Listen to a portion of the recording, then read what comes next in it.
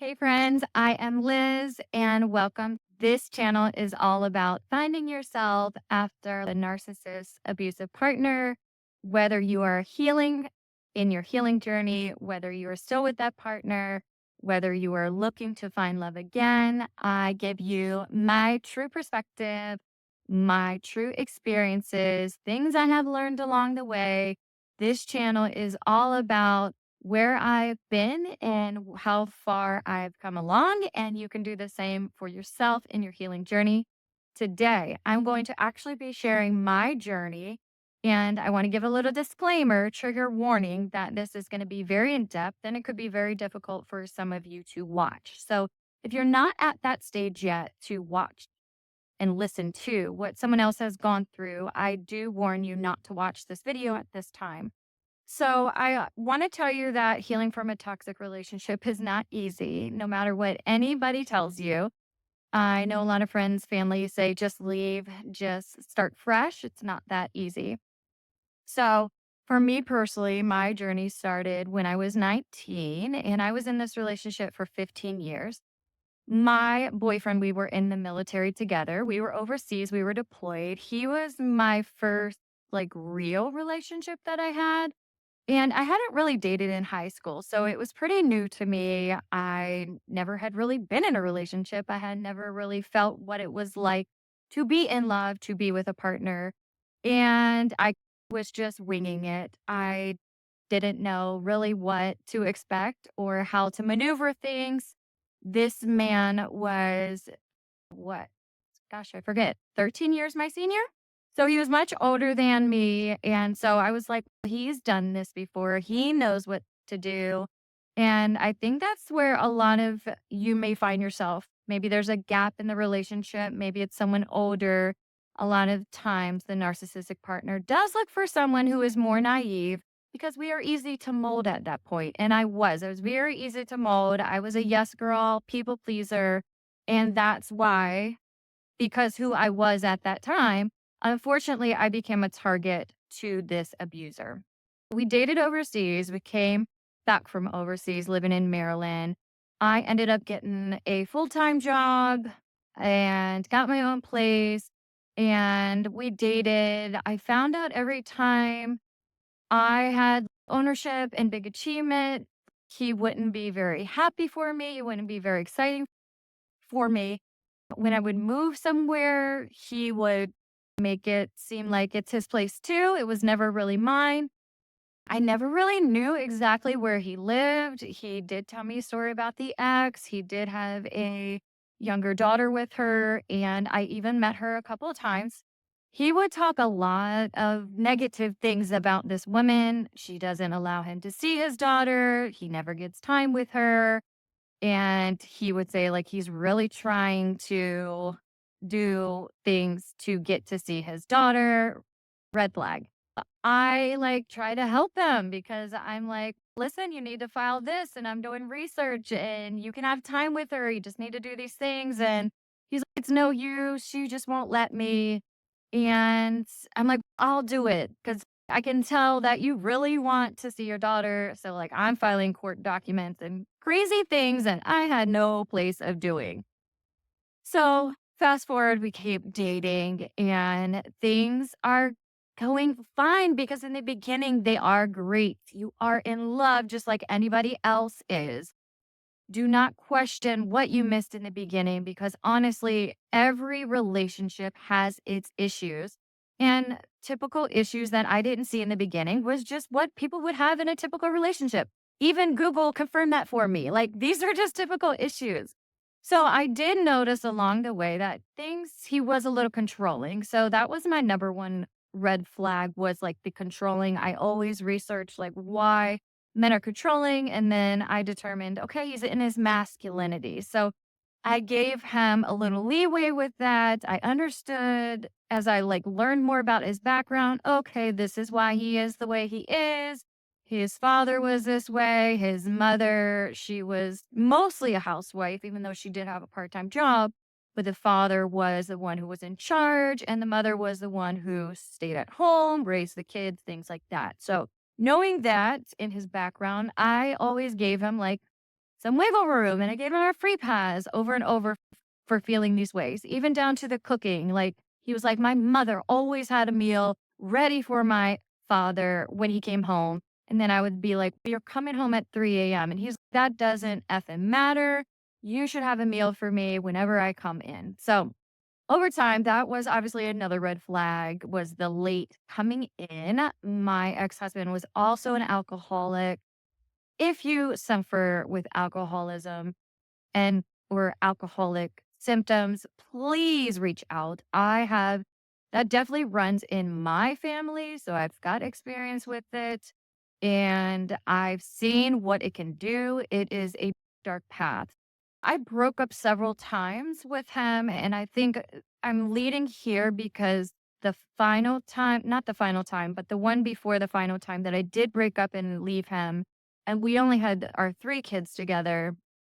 And by the way, we have 4 daughters, ages 10, 8, 8, and 5, so a set of twins. But so I had left after every baby. Like, I had a baby and I left. I had the twins, and then I was like, "You're not helping. I'm doing everything. Your daughter is raising your other 2 daughters." So I would always move out, and thank God, like, I kept my jobs. If I didn't have the finances to do, I would feel stuck, but also please don't feel stuck. There is a way out. Like, parents, family, friends, open up, be vulnerable. Someone is there who's probably going through the same thing you are. But anyway, so I would leave, I would come back, and the before the last time that I left, he claimed he was an alcoholic, which I could clearly see that, like, he was struggling. So he went to rehab and I supported him. Me being the empath that I am, he strung me back in. We got back together after his 3 months of being at rehab. He had stopped drinking. We got back together. Things were going great. We bought a house together. We had our 4th daughter. Seemed like things were going great. And guys, every time this happens, it's just short lived. Like, it's going to happen again. Why was that so hard? Like, it happened a million times. Why is it so hard for us to see that this is what's it's just gonna repeat. It's just gonna repeat. Anyway, I can say that now, like, we are actually changed in our brains when we deal with these people. So you're okay. Like, you yourself, you're an amazing person, you're beautiful, you're awesome. Only those kinds of people end up with narcissists. Kind, loving people are the ones that end up with narcissists. So know that you are amazing. But they do mess with our brains and they change our way of thinking. And we fall into these deep tunnels that's so hard to get out of. So things are going great. But then the late nights happen again. And actually, COVID had hit. So COVID just like ex- escalated everything because everybody was on edge. And this is when a lot of families fell apart for just basic reasons. They just got tired of each other. But mine felt the need to go out to the casino. So I feel like, yes, he hailed one abuse, substance abuse, but he picked it up with the gambling of money. So a lot of times, if you don't find healthy habits, you will pick something up to feel. So it wasn't only that, but whether he had started drinking again or whether he had started doing drugs, I'm not really sure. But I never found out. I do know that he was doing medical marijuana based off of his PTSD and things from the military. And that I was not against. I was not against that. But if you're on that, you're coming home cool, calm, and collective. He was coming home irate, like waking up the babies, everybody asleep at 4 a.m., just going crazy. But it took us a long time to heal. Not only did I have to heal, but my daughters had to heal too. It was a very difficult time. We had therapists. I've gone through different coaching mentors, all these kinds of things to get me to the place where I am. I have to give you faith. I have to give you hope. Like, I did not see myself where I am now. Like, I was like, there's no way it's possible. I would see people who are me now in the flesh that I am, like happy and exciting and joyful and in love and having a beautiful life and happy with their kids. And I was like, "No, that would never be me." I watched them just like I am you are watching me, and I'm just like, "No, that would never be me. That's not possible. I am not worthy." And even though I didn't think these things, I actually was thinking these things. Like, I'm not worthy and nobody is going to love me. So let me just stay with what I know. But that was the final straw when I saw my children and how it affected them. That was the end of it. I would potty train my kids and then potty train regression. The fact that they're wetting the bed because they're scared of the household that they live in, that is not okay. The fact that they are crawling to mommy in the middle of the night, that is not okay. The fact that they're having nightmares every other night, that is not okay. And the fact that when he threatened me after our final argument, which is over carrot cake, I will get into that story one day. But yeah, our ultimate final conversation was over carrot cake. And I left for my mother's that night. I promised myself that I would never, ever return to that house that we had bought brand spanking new, $500,000. I don't care what it looks like and how beautiful and how much time and effort we put into building that house. That house was not a home. It was disgusting and miserable. I promised myself when I left, I would never return. I will sleep with my 4 daughters in my mother's spare bedroom for the rest of my life before I ever did that again. And I kept that promise. Luckily, it did not take that long for me to get back on my feet because I did the work. I really said, not no more. I am healing. So that's a little bit about my background. I wanted to share that with you today. Of course, there are tons of other stories, which will come out in my other future videos that I post. I will sprinkle it throughout. But for the most part, you guys have probably watched a million videos on the signs of narcissistic abuse. You're probably familiar with it by now, but I just wanted to get into who exactly Liz is and what this channel is going to be about. Thank you so much for watching. If you have stayed this long to the video, you are a gift and I really appreciate you. And if you did enjoy this content, please do like this channel. That way YouTube will push it to other women who can gain help from this video. Also, if you want to see my future videos and my future content and my experiences so you don't feel crazy because you do feel crazy when you're in that space. But just to know you're not alone, community is huge.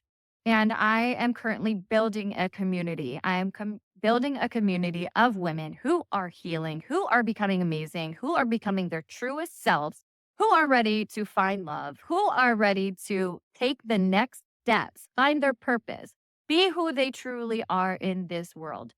I am going to be helping you through that. I am a transformational life coach and it would be an honor. It would be truly an honor to help you get through this phase in your life. So if you're interested in that, please click the link below. Other than that, I love you guys so much. I will be starting a Facebook group, so that link you will find below as well. Just a group for all of us to get together and have community. So love you all so much. God bless. Take care. Bye-bye.